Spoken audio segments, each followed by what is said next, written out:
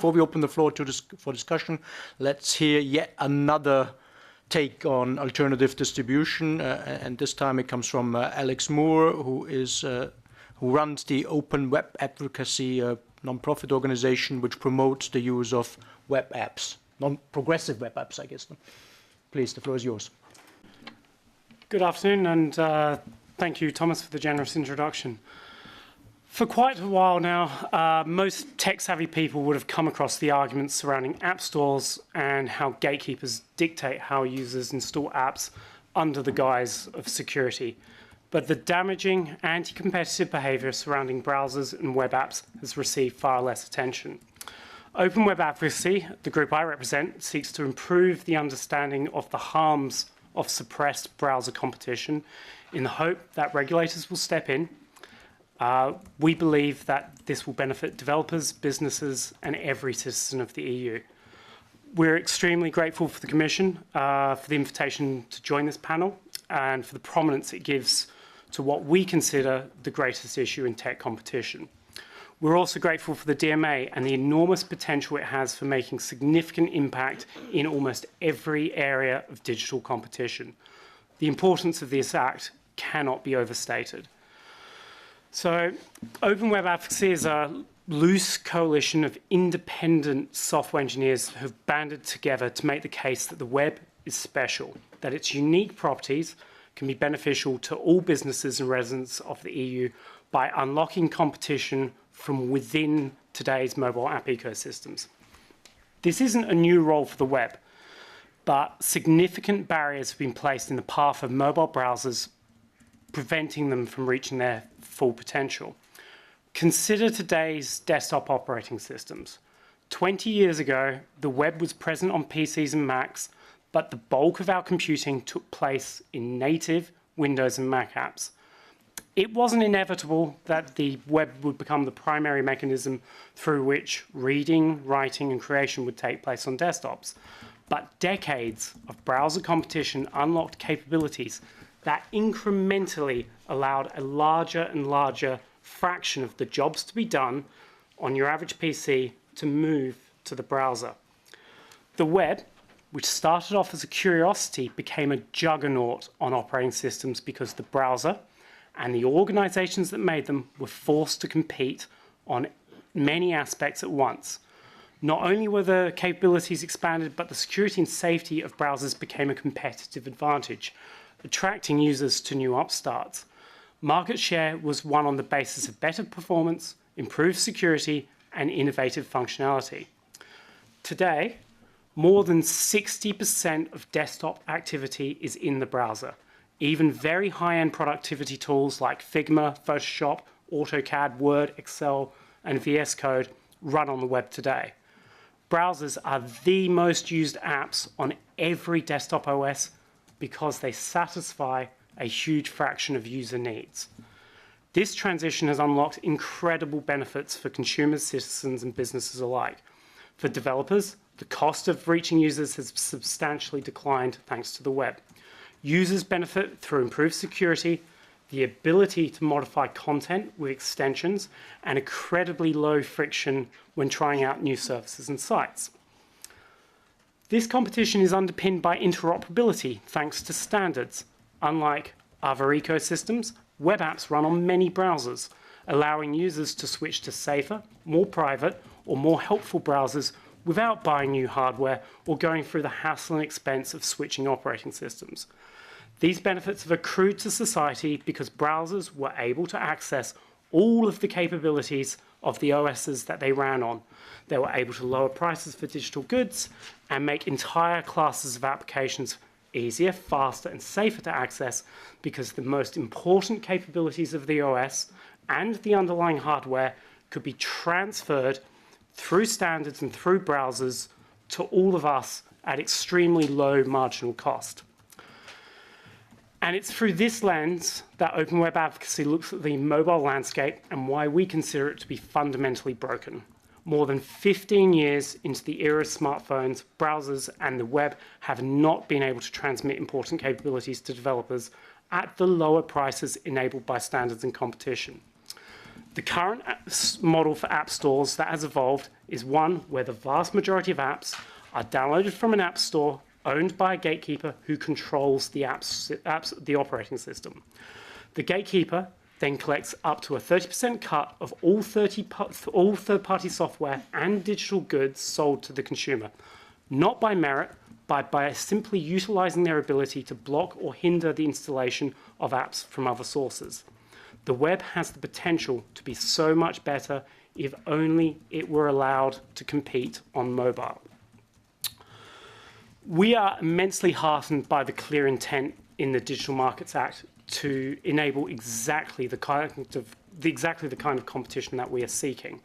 The primary and most important intervention will ensure that Apple can no longer mandate browser engines, a practice which effectively excludes all competitive browsers and one that is unique to iOS and does not happen on Android, on Windows, on Linux, or even Apple's own macOS.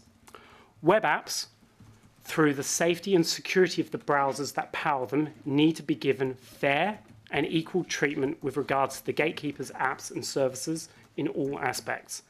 This includes easy installation, discoverability, integration, payments, defaults, and the functionality that native apps can offer. Web apps need to be just apps, without distinction or prejudice. What Recital 43 in the DMA outlines, and this is important, is that the aim here is to prevent gatekeepers from dictating the functionality and standards that apply to both browsers and web apps, in effect ensuring that no party can set a ceiling on what the web can do.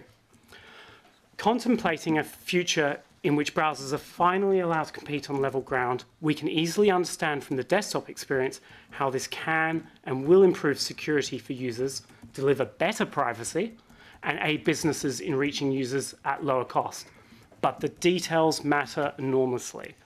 And if you've ever tried to read one of our submissions, you might be bracing yourself for several hours of browser internals. But luckily for all of you, the Commission's given us a very strict time limit. But what we can emphasize briefly is that OWA shares a deep concern and appreciation for the benefits of security being built into the platform, rather than relying on the ineffective protection of a brief, manual App Store review by non-security professionals. I think my other panelists would agree that performance, privacy, and security are important. But I hope that we can find common ground in the idea that browsers have a very special role to play. In order to fairly compete and innovate, browsers need access to a wide range of functionality that almost no other app on mobile operating systems need. Competent and highly secure third-party browsers should be allowed to compete on all platforms, and due to the nature of browsers, they must themselves assume a greater responsibility in protecting users. Mobile OSs already have ways of identifying browsers versus other apps. And it seems right that the presumption of access to the underlying system services necessary to create a competitive browser should be married to reasonable but elevated expectations regarding security.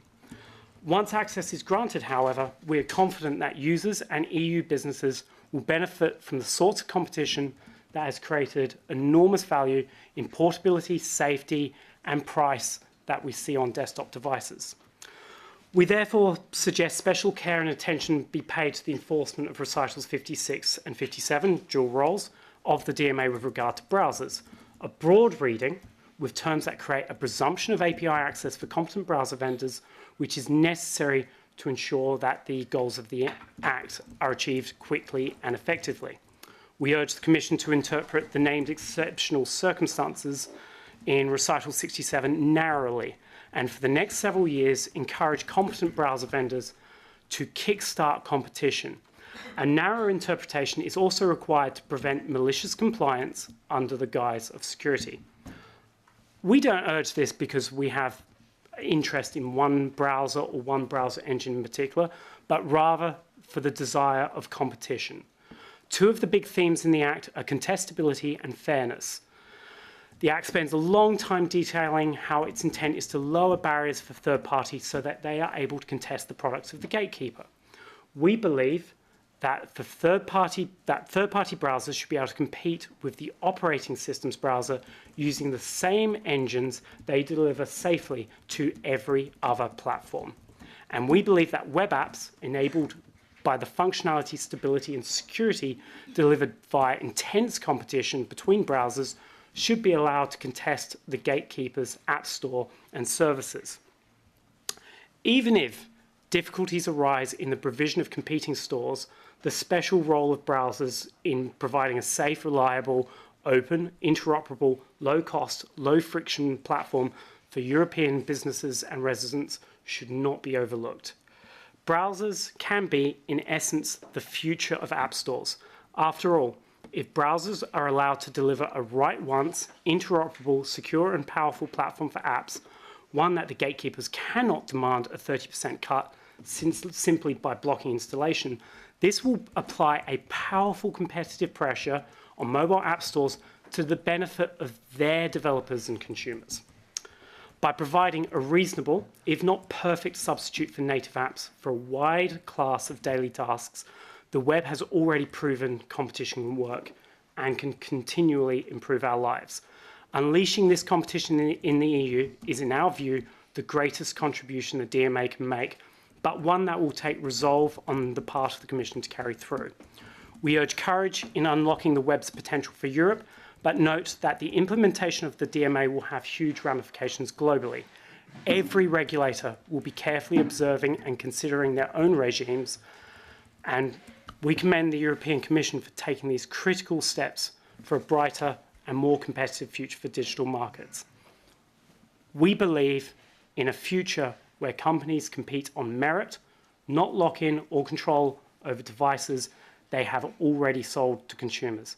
And so I'd like to thank my hosts for their hospitality, my fellow panelists for their views, but most of all, the incredible community of web developers that have supported our work over the past several years. Thank you.